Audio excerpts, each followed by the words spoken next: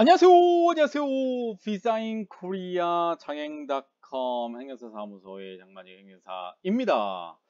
네, 음, 국지성 폭우 때문에 침수 피해나 그런 피해를 보시는 많은 국민 또는 한국에 체류하고 있는 외국인 분들이 계신데 어려움을 빨리 극복하고 일상으로 복귀하셨으면 좋을 것 같습니다. 오늘은 경기도 지역, 수도권 지역에는 큰 비는 내리지 않지만 그래도 충청도 지역에 큰 비가 내리고 있다고 합니다. 또 내일 정도는 다시 수도권으로 폭우가 예상된다고 하니까 각별히 침수 피해 또는 안전에 좀 만전을 좀 기해 주셨으면 합니다. 오늘 강의는 유학생들에게 그냥 필요한 강의를 좀 해 드리려고 합니다.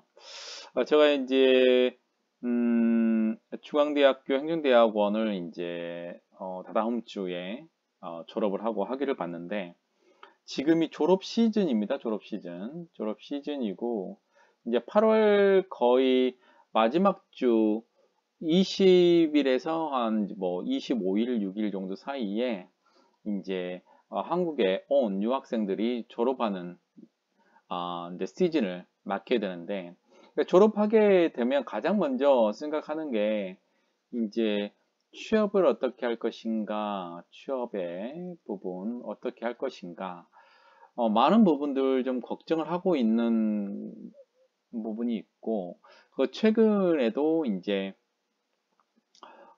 몽골에서 졸업하신 석사학위를 받으신 분께서 정말로 구직하기 너무 힘들어서 최근에 이제 업체를 이제 구하게 됐고 출입국에 심사를 하기 위해서 이제 E7-1 비자로 체류 자격 변경하는 서류를 제출했다고 하는데 그 과정에서도 굉장히 많이 힘들었다 이렇게 말씀을 하시더라고요. 그러니까 졸업 시즌만 되면 항상 반복되고 있는 일들이 취업에 관련된 부분들입니다.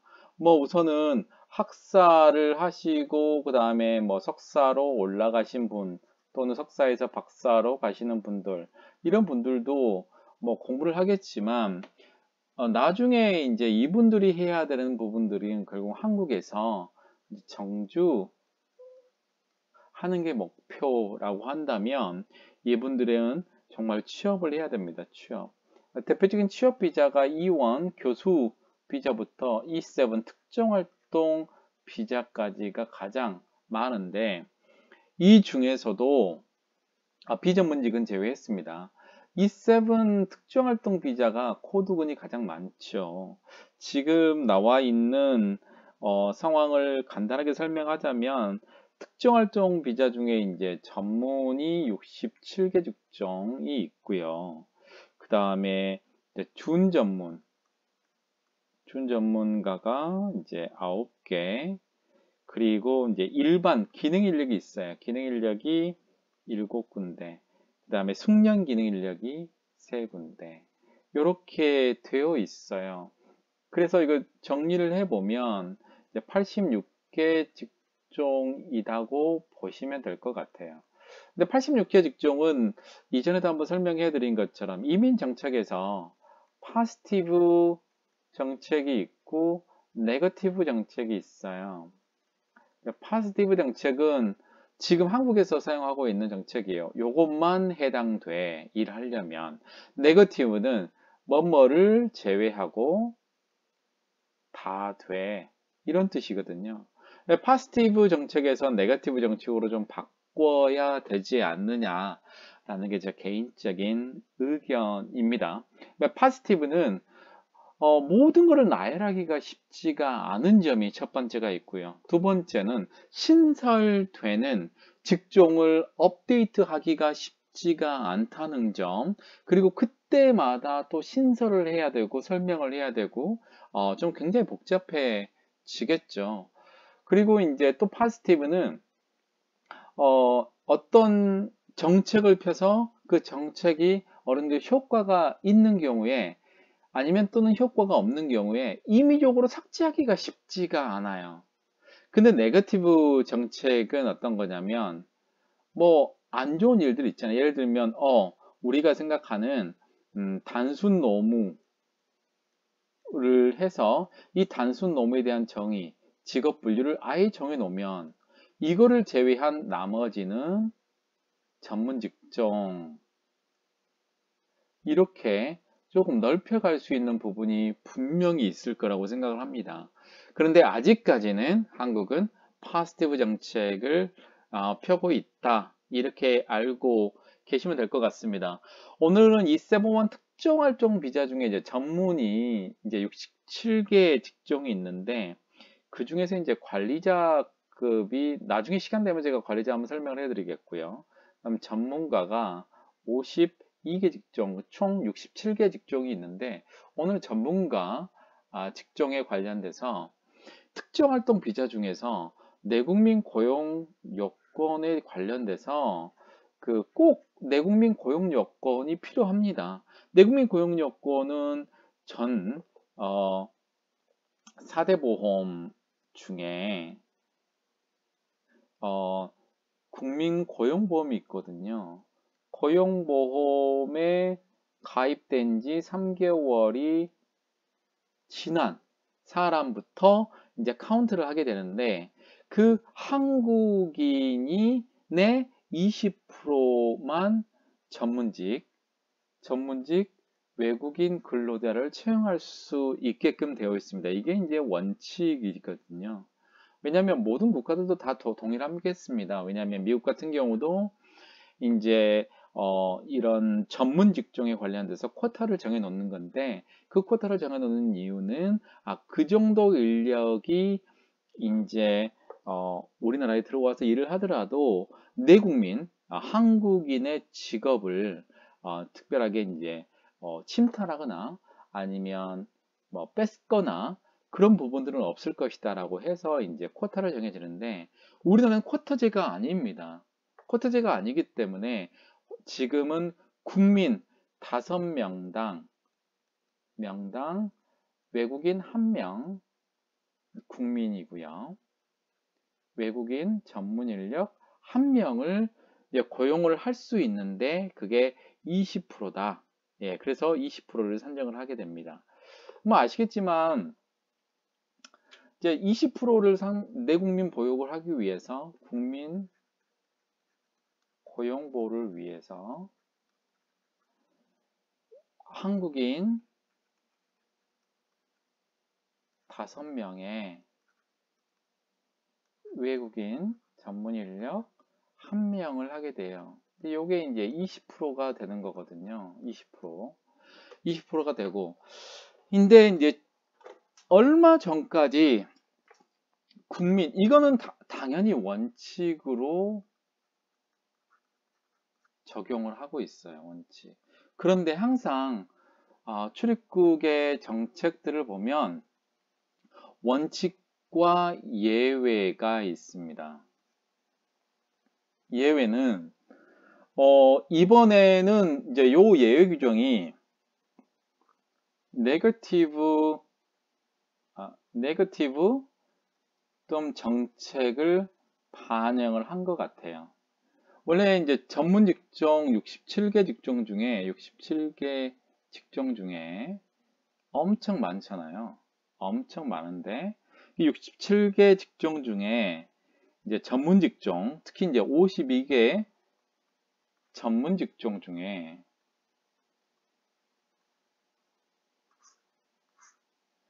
첫 번째는 기계공학 기술자, 두 번째로 제도사, 캐드나 캠 하시는 분들이겠죠. 그 다음에 여행상품, 개발자, 네 번째는 해외영어번,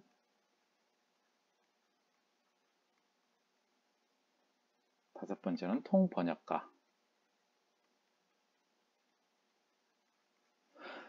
이 67개 전문 직종 중에서 이 외국인 고용 비율인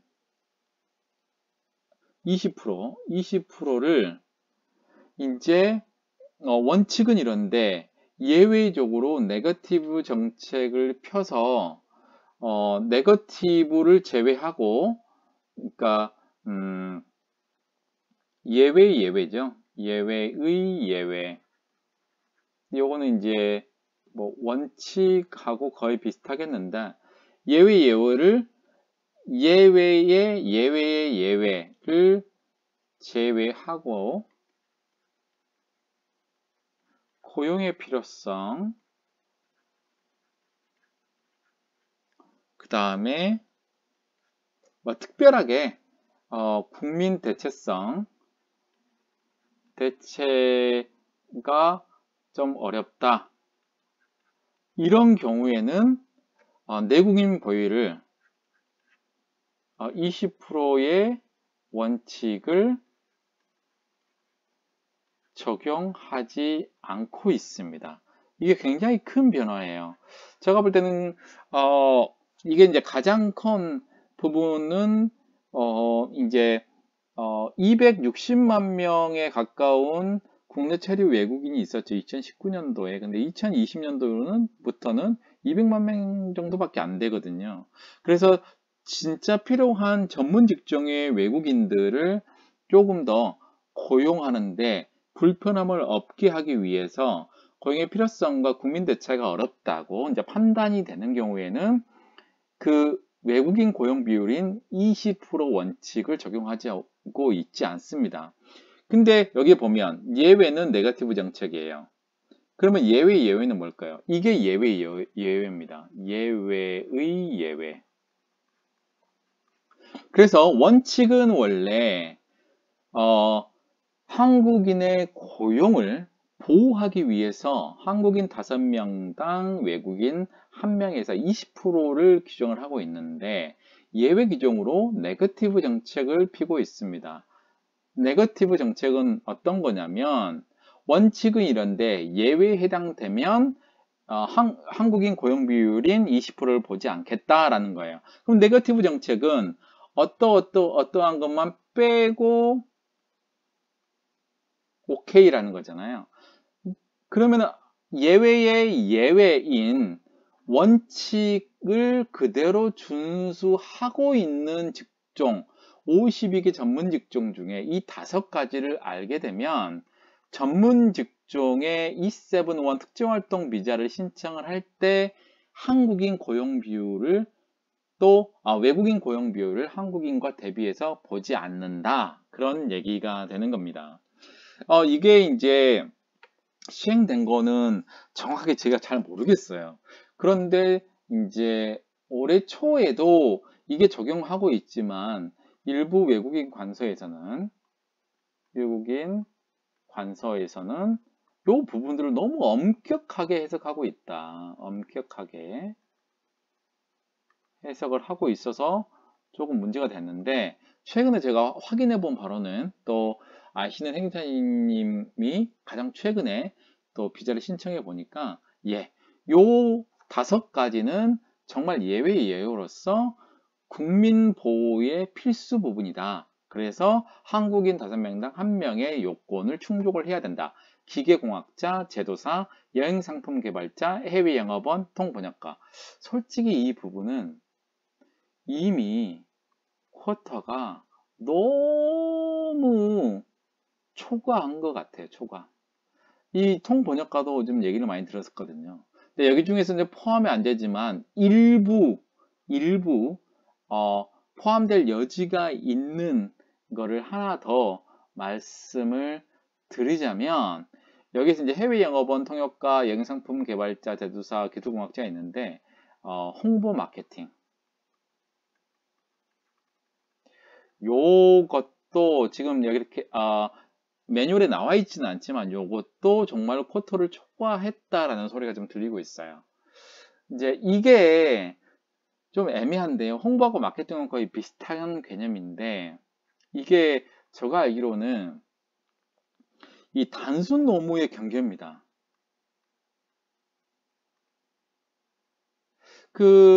혹시 아실지 모르겠는데, 그러니까 SNS를 통한 제품 홍보나 마케팅이 있어요. 그러니까 핸드폰 가게라든가 일반적으로 핸드폰이나 유심카드를 판매하고 있는 게 있는데, 그 다음에 이제 점포가 없는 경우, 점포인 경우에는 이게 단순 노무입니다. 단순 노무요. 그래서 또 이제 예를 들면 매장에 있어요. 그래서 예를 들면 외국인 손님이 오면 그 나라 언어를 해서 판매하는 거. 요거는 매장이 있어서 판매하는 거는 요거는 단순 노무가 또 아니에요. 희한하죠? 예. 그래서 어떤 유학생들 분들이 실제로 SNS로 제품 홍보하거나 마케팅 하시는 분들이 엄청나게 많은데, 그게 왜 가능하느냐? D2 유학생도 그렇고, 원래는 D10이 전문직 중에서 일을 해야 되는데, 뭐 토픽 4급이라든가 이상 되면 단순 노무로 일할 수 있어요. D2에서 허용하는 일들까지 할 수 있거든요. 요거요. 예, 이것 때문에 돈 많이 버신 분이 있어요. 다만 매장에서 일을 해버리면 이게 단순 노무가 아니에요. 뭐 구체적으로 봐야 되는 사안마다 다르겠지만. 그래서 제가 말씀드리는 거는, 그래서 그때 했던 마케팅을 너무나 솔직히 단순 노무는 아니거든요. 이게 단순 노무는 아닌데 이게 전문직인가? 이건 약간 의구심이 있어요. 그래서 이전에 뭐 얘기를 들어보면 핸드폰이나 유심카드 매장에서 손님을 판매하는 거를 가지고 요거를 홍보 마케팅으로 정말 많은 외국인 유학생들이 신청을 해서 지금 진짜 포화 상태인 것 같아요. 포화. 예, 그래서 정말 요거 지금 나와 있지는 않지만 홍보 마케팅은 상당히 조심스럽게 접근을 해야 된다. 그래서 지금 이제 5가지가 나와 있는데 저는 6가지로 보고 있다. 이렇게 좀 말씀을 좀 드리겠습니다. 중요한 것 중에 하나는 전문 직종은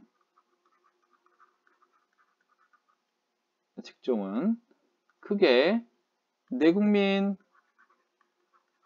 보호를 해야 돼요. 그래서 20%만 외국인을 고용을 해야 되고, 또 중요한 건 GNI의 80%에 해당하는 연봉을 받아야 되는데 여기에 3,240만 원 정도 됩니다. 이게 GNI의 80%예요. 3,240만 원.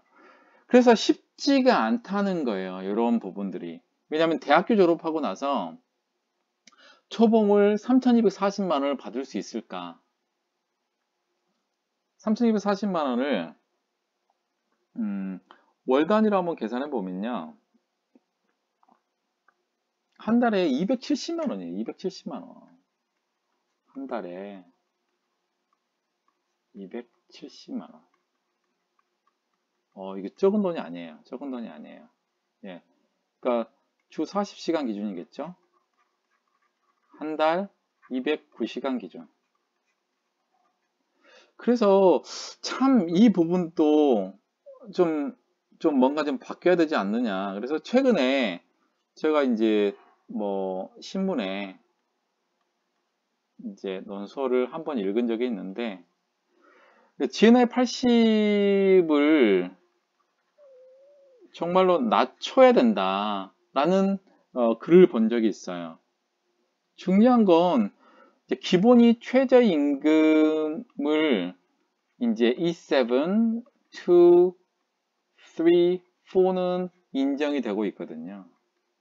근데 가장 큰 차이점은 뭐냐? 혜택이 있어요. 혜택이. E7, 2, 3, 4에서 F2, 7 비자로는 변경이 안 되고요. 변경은 안 되고요. E71 특정 전문 직종에서 일하는 특정 활동 비자인 E71은 F27 할 때 변경이 가능하게끔 2020년 12월 1일부터 개정이 돼버렸어요.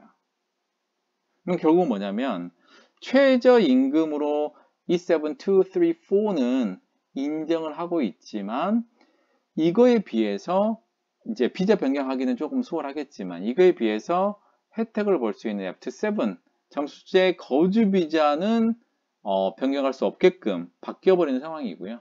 다만 특정활동 비자 E71 전문 직종에서 일하시는 분들은 뭐 조건을 갖추면 바로 할 수 있습니다. 예를 들면 전년도고 소득이 4천만 원이 넘든지 또 80점이 넘든지 이 요건을 구비를 하게 되면 이제 3년을 기다리지도 않고도 이제 신청을 할 수가 있고 최근에 1345에도 이제 그 F27이 이제 영리 사업을 할 수 있다고 그렇게 안내를 하는 걸로 바뀌었다고 하더라고요. 이 부분들은 2019년부터 제가 계속 정책본부하고 이런 부분들을 정말 좀 민원도 넣고요 했어요. 그래서 이제 뭐 사업 소득이 인정된다고 하지만 일선 출입국 외국인 관서에서는 F27 비자로 사업하면 너 알고도 그랬느냐 그러면서 굉장히 좀 불이익한 혜택을 준다고 얘기를 하고 그런 경우 있었거든요. 근데 현실적으로 다시 돌아온 거죠. 혜택을 확실하게 주라. 혜택을 줄 거면 주고 이것처럼 안 줄 거면 안 줘야 되는 거라고 생각을 합니다. 자, 오늘은 E71 비자 국민고용 보호를 받는 이제 직종은 예외 규정인 이렇게 5가지 분야는 20% 국민 고용보험상에 한국인이 3개월 이상 고용된 거를 증명을 하는 거죠. 그래서 한국인 5명당 1명 정도의 20%에 안에서 하는데 다만 이제 그걸 적용하는 거는 기계공학 기술자, 제도사, 여행상품 개발자, 해외 영업원, 그 다음에 통번역가가 적용하고 52개 전문 직종 중에 이거를 제외하고는 이제 한국인 고용 비율은 보지는 않겠다. 다만 고용의 필요성과 국민 대체가 어렵다고 판단하면 보겠다라는 건데 제가 볼 때는 홍보하고 마케팅 쪽이 하나가 더 들어가는 것 같다. 실무상으로 이렇게 보면 될 것 같습니다. 그리고 한 가지만 더 제가 말씀을 드리자면 그 E71 비자 신청을 할 때 이제 국민 고용 비율을 적용하고 있는 지금 5개 직종이 있잖아요. 그러면 회사에 한국인 숫자를 보고 대비해서 신청자 E71 그리고 현재 회사에서 근무하고 있는 F2 비자도 확인을 해야 됩니다. F2 비자 F27이든 F299는 이것은 전문 직종으로 해당되기 때문에 이미 신청자 혼자 신청하더라도 F2 비자가 1명 있으면 2명을 지금 생각을 해야 돼요. 외국인 고용을. 그래서 원래는 본인 혼자 신청하게 되면은 한국인 5명이 되어 있으면 1명이 가능한데 F2 비자가 1명 있으면 10명으로 늘어나 버립니다. 한국 사람이 10명이 있어야 되는 거예요. 그래서 항상 회사에 그 아까 말한 5개 직종에 신청을 하려고 하는 외국인은 E71 비자 신청할 때 회사에 F2 비자 가지고 있는 사람이 몇 명인지 반드시 확인해 보시기를 추천해 드립니다. 오늘은 E71 비자 특정활동 비자 관련해서 요즘에 이제 유학 시즌이 되고 했잖아요. 그래서 아주 좋은 정보를 제가 드린 것 같아요. 그래서 E7 비자 신청할 때 특정활동 비자 E71 비자 신청할 때 67개 중에 이제 52개 전문 직종에 관련돼서 전문 직종하고 관련돼서 내국인 고용 요건을 반드시 필요로 하는 직종이 있습니다. 그거를 제외하고는 한국인 고용 비율이 외국인 고용 비율이 아직까지는 조금 더 느슨하게 지금 활동을 하고 있어요. 법무부에서. 그래서 이 부분 정말로 정말로 확인을 해 보시기를 바랍니다. 특히 유학생들 그리고 D10 1 구직 비자 가지고 있으신 분들은 반드시 보시면 좋을 것 같고, 어떤 분들이 가끔씩 저한테 메시지를 남기시는데 한국어 강의를 먼저 합니다, 항상. 그리고 그 이후에 이제 영어로 하는 강의가 있기 때문에 그 부분들 좀 이해를 해 주셨으면 좋겠어요. 네. 자, 이상 비자인코리아 장인.com 행정사 사무소의 장만익 행정사였습니다. 또 다음에 좋은 강의로 만나 뵙도록 하겠습니다. 감사합니다.